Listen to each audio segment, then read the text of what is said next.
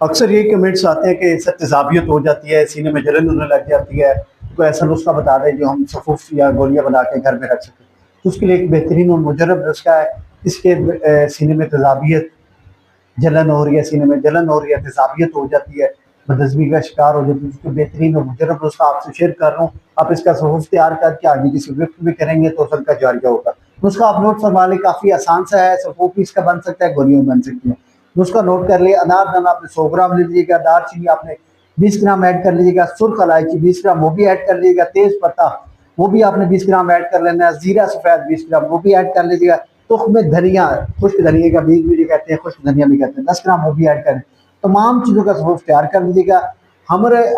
इसका निकाल लीजिएगा अदरक का पानी, अदरक के पानी की मदद से इसकी गोलियां तैयार कर लीजिएगा। चने के दाने के बराबर आपने गोली तैयार कर ली। एक गोली आपने लेनी है हमरा अर के पुदीना, सुबह एक पुदीना हमरा अर के पुदीना रात में, एक गोली सुबह, एक गोली रात में, खाने से 1 घंटे बाद या आधे घंटे बाद।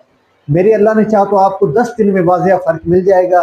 फ़र्क ना पड़ा तो जो जुर्माना किया आपका भाई आपके देने को तैयार हो जाएगा। सदका जारिया समझ के वीडियो बना रहे हैं, वीडियो को आपने ज़्यादा से ज़्यादा शेयर कीजिएगा ताकि सदका जारिया में आप भी शामिल हो सके और लोगों की आसानी के लिए जो कुछ हमारे पास से हो रहा है हम वो कर रहे हैं।